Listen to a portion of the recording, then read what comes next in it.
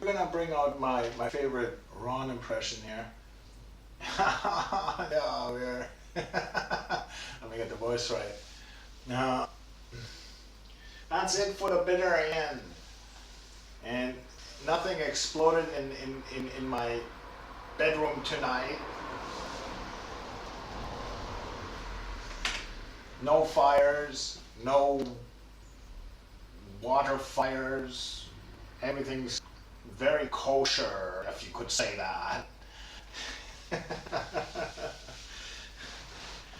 So, I'm drinking a Sprudel right here, and that's a step down from I was at the store this morning and I picked a cola and some Sprudel, and it's better for you, I guess, than carbonated water, right? Sparkling water, I like that stuff. It makes your mouth bitter. Yeah, and I've been watching some videos on YouTube. I'm gonna put you away. She's a good one. Um, so, what's happening out there? I've also been reading out of this book, Mastering Bitcoins. I picked it up maybe 7 years ago. When was the release date here? 2017. So it's an Aura book, and it shows a little bit about how a blockchain works, how to mine Bitcoin and all that stuff. It doesn't really interest me, just the technical part of it.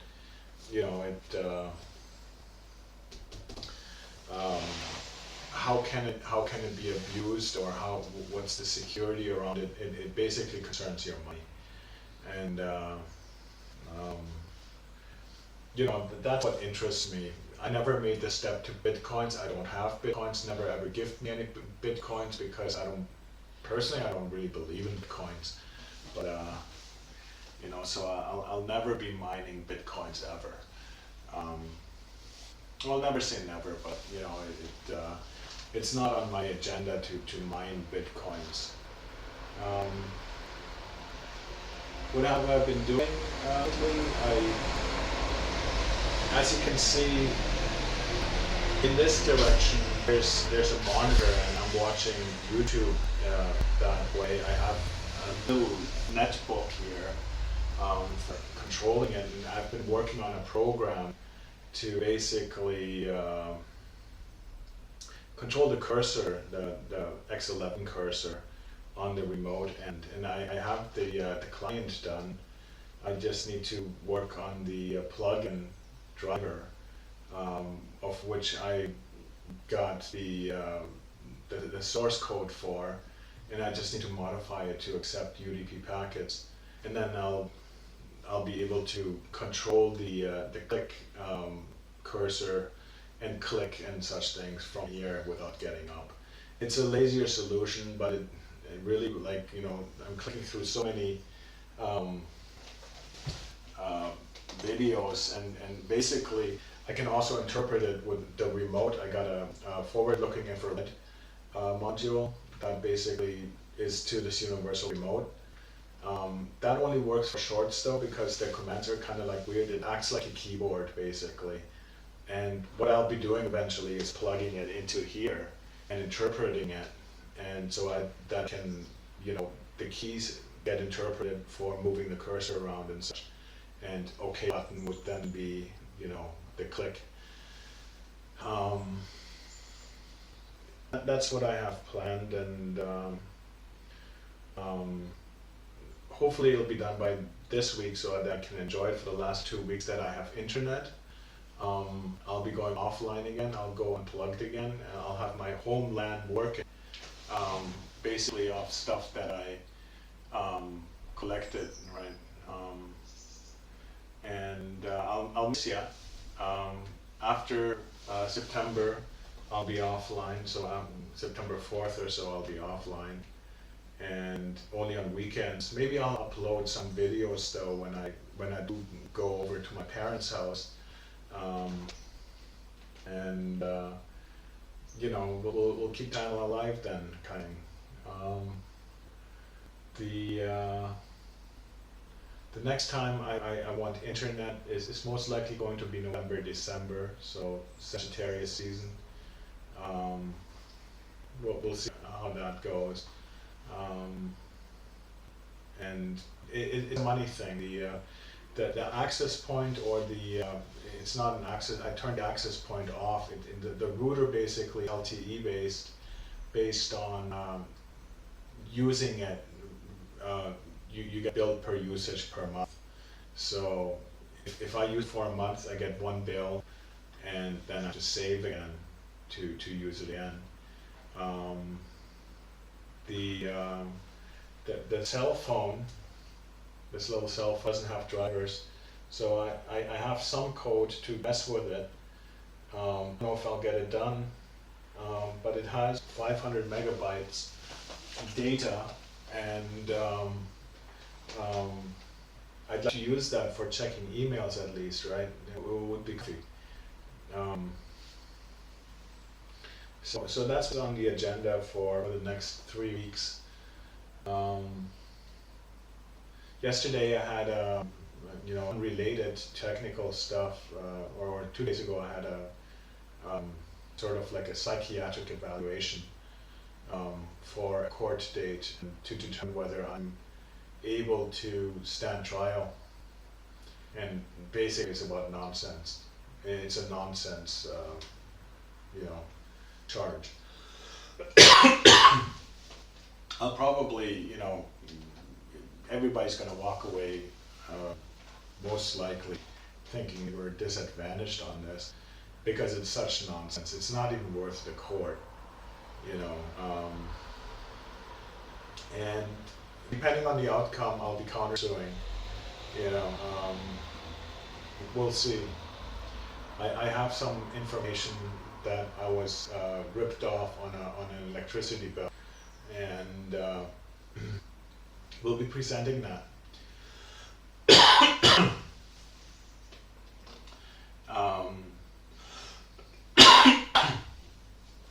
So we'll see. But the court date, this dates back to the months go by, and it dates back to over a year ago.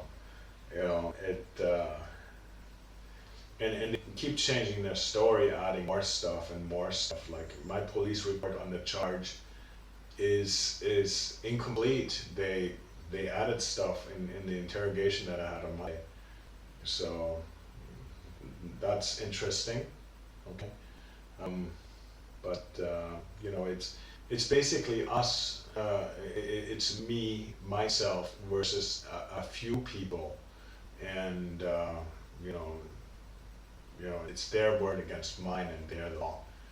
So I admit that I hit the cop, but he hit me first, and the other cop said that's right.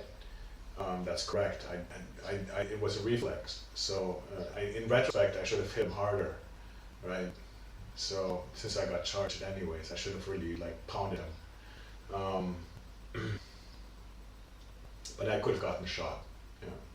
So that aside, I'm working on 2 or 3 programs in parallel. The other program is my little fantasy that AES is crackable. We'll see how that goes. Once I'm almost there for the distribution network. Basically picking the pieces from March, when I did see some information leakage in AES, and I had cracked back then. So we'll see.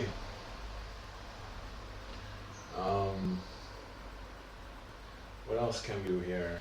I'm running a backup currently, so that's what will consume me today. In terms of tarot, I'll pick you a card out of the stack. First I'll shuffle it.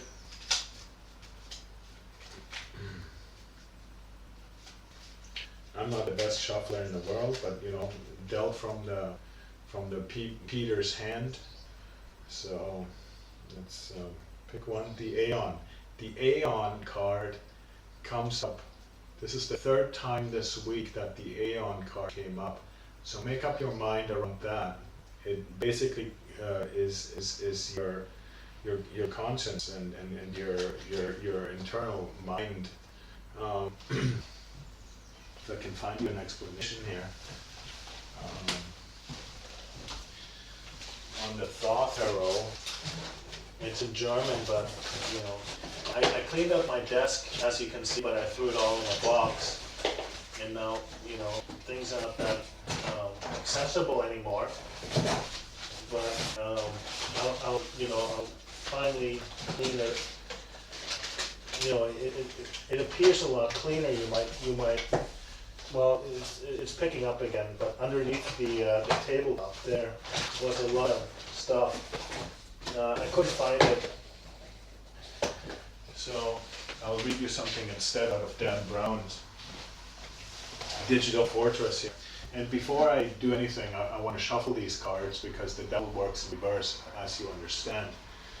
And I don't want the devil messing with my tarot cards. Do you know what I mean?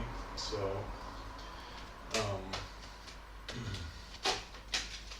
we shuffle the cards, and you're seeing shuffle them.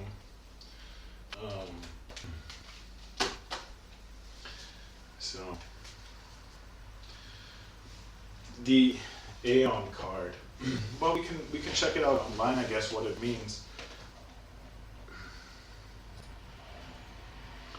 Let's take a look.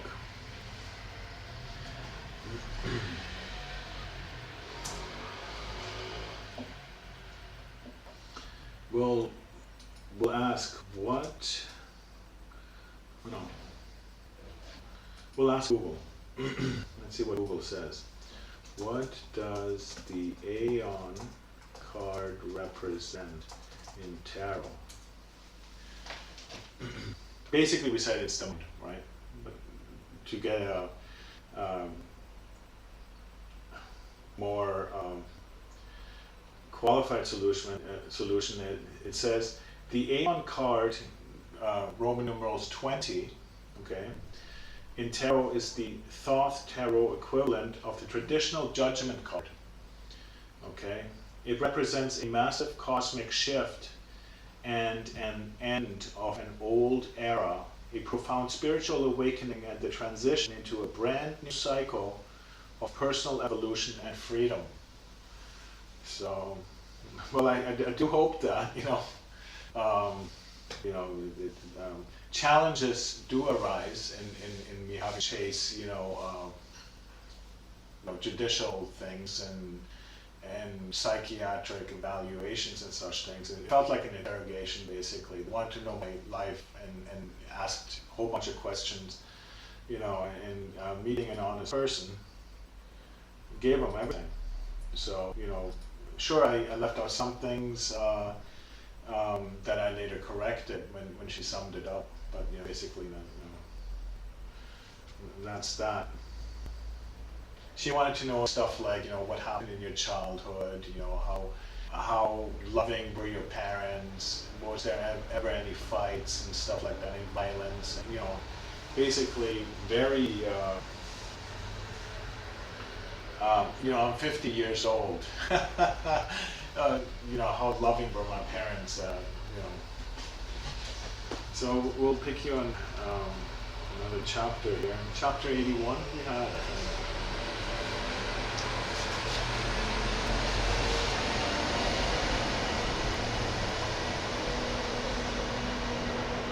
Okay, so we'll do chapter 82.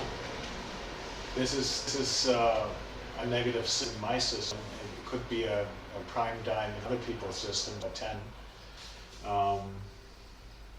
We go. As the implication of the commander's phone call to security began to settle on the dazed Greg Hale, he found himself weakening by a wave of panic. Security is ping. Susan began to slip away. Hale recovered, clutching her at her midsection, pulling her back. "Let me go," she cried, her voice echoing through the dome. Hale's mind was in overdrive. The commander's call had taken him totally by surprise. Strathmore phoned security. He's sacrificing his plans for Digital Fortress. Not in a million years had Hale imagined the commander would let Digital Fortress slip by. His back door was chance of a lifetime. As the panic rushed in, Hale's mind seemed to play tricks on him. He saw the barrel of Strathmore's Beretta everywhere he looked. He began to spin, holding Susan close, trying to deny the commander a shot. Driven by fear, Hale dragged Susan blindly towards the stairs.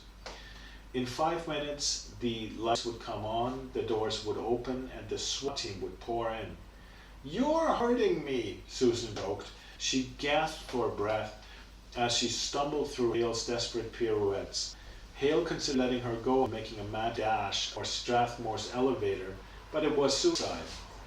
He had no password. Besides, once outside the Never Say Anything without a hostage, Hale knew he was as good as dead.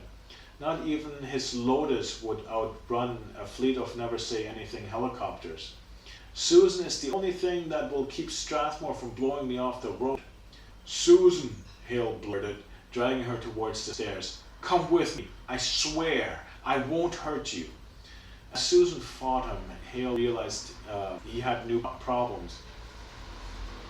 Even if he somehow managed to get Strathmore's elevator open and take Susan with him, he would undoubtedly fight him all the way out of the building.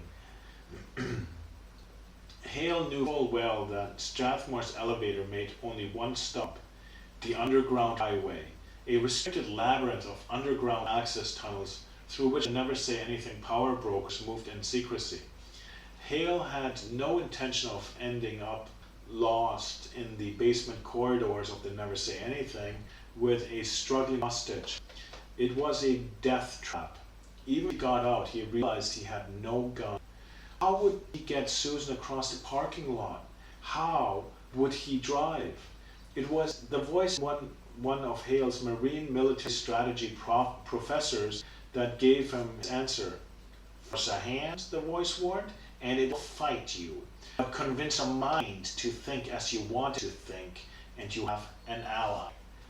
"Susan," Hale heard himself saying, "Strathmore's a killer. You're in danger here." Susan didn't seem to hear.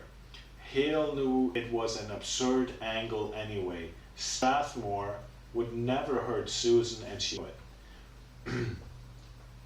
Hale strained his eyes into the darkness, wondering where the commander was hidden. Strathmore had fallen silent suddenly, which made Hale even more panicky. He sensed his time was up. Security would arrive at any moment. With a surge of strength, Hale wrapped his arms around Susan's waist and pulled her hard up the stairs. She hooked her heels on the first step and pulled back. It was no use. Hale overpowered her. Carefully, Hale backed up the stairs, Susan in tow.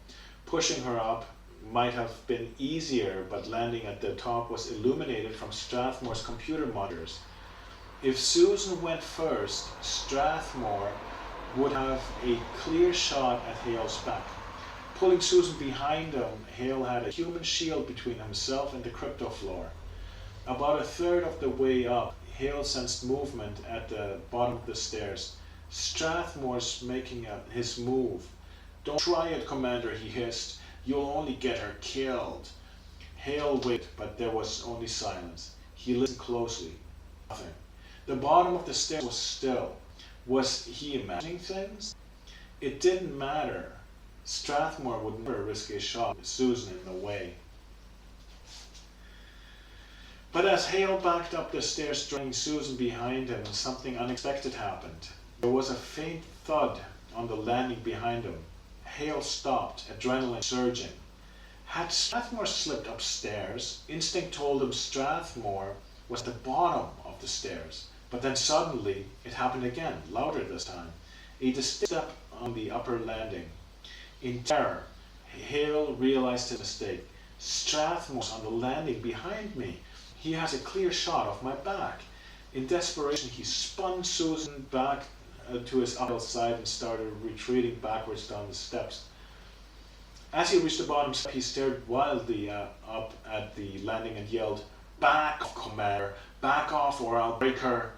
The butt of a Beretta came slicing through the air at the foot of the stairs and crashed down into Hale's skull. As Susan tore free from the slung Hale, she reeled in confusion.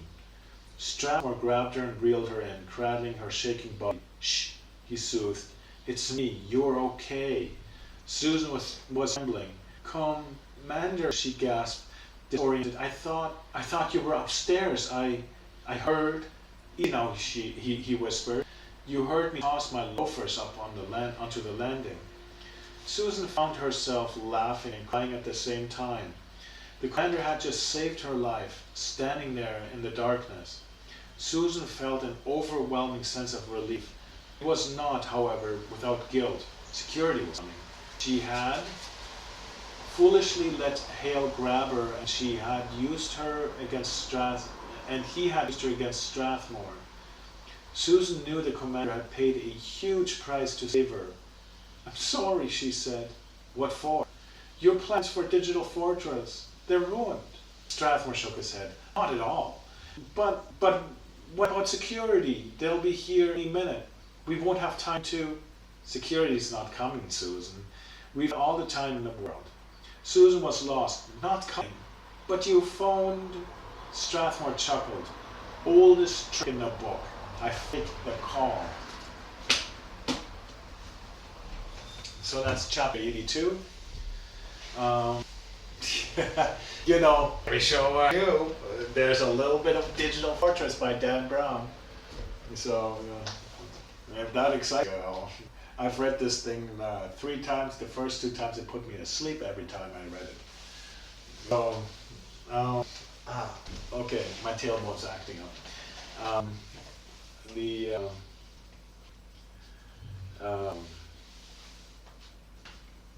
Did I mention this? Yeah, I did mention this, right? The Mastering Bitcoin, yeah. Let's read a little bit about that. I've been reading a little bit into it from my phone, just the first paragraphs of every chapter. So, basically to just get a little bit of what you say in German, Schnüffelprobe, to a book. You're sniffing in the book. Does it smell all right? Ooh. Sticky fingers, Peter. He touched it. Okay, so chapter 10, Mining and Consensus. Introduction. The word mining is somewhat misleading. By evoking the extraction of precious metals, it focuses our attention on the reward for mining, the new Bitcoin created in each block. Although mining is incentivized by this reward, the primary purpose of mining is not the reward or the generation of new coins. If you view mining only as the process by which coins are created, you are mistaken the means, the incentives, as the goal of the process. Mining is the mechanism that underpins the decentralized clearinghouse by which the transactions are validated and cleared. Mining is the invention that makes Bitcoin special. A decentralized security mechanism that is the basis for point-to-point digital cash. Mining secures the Bitcoin system and enables the emergence of network-wide consensus without a central authority. The reward of newly minted coins and transaction fees is an incentive scheme that aligns the actions of miners with the security of the network while simultaneously implementing the monetary supply. And there's a note, the purpose of mining is not the creation of new Bitcoin. That's the incentive system. Mining is the mechanism in which Bitcoin's security is decentralized. So we'll keep it there. Maybe that interests you. This is Mastering Bitcoin, Programming the Open Blockchain by Andreas M. Antonopoulos. Hope I got that name right. It sounds Greek to me.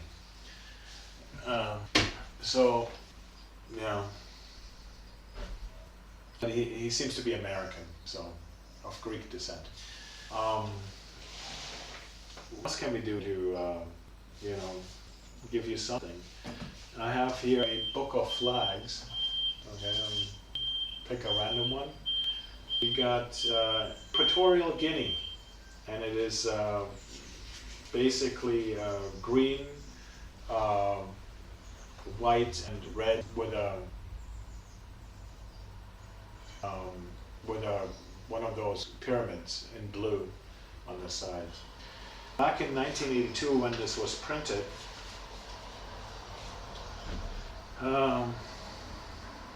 population 150,000, Equatorial Guinea. It is a republic in West Central Africa. Its capital is Rey Malabo. The languages are Bantu and Spanish. The religions are Native and Roman Catholic.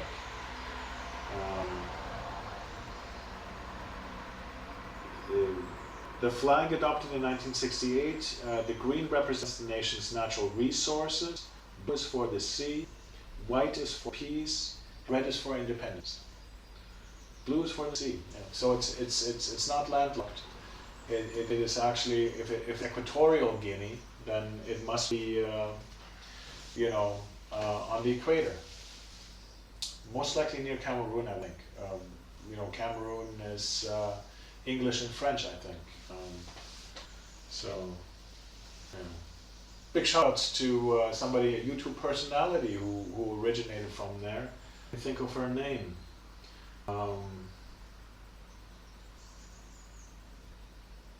Her name is Ethel, Pastor Ethel. On YouTube, you might catch her if you're looking for people spreading the word of God. So, you know, big shout outs to her. She's from Cameroon originally, she said one day. So,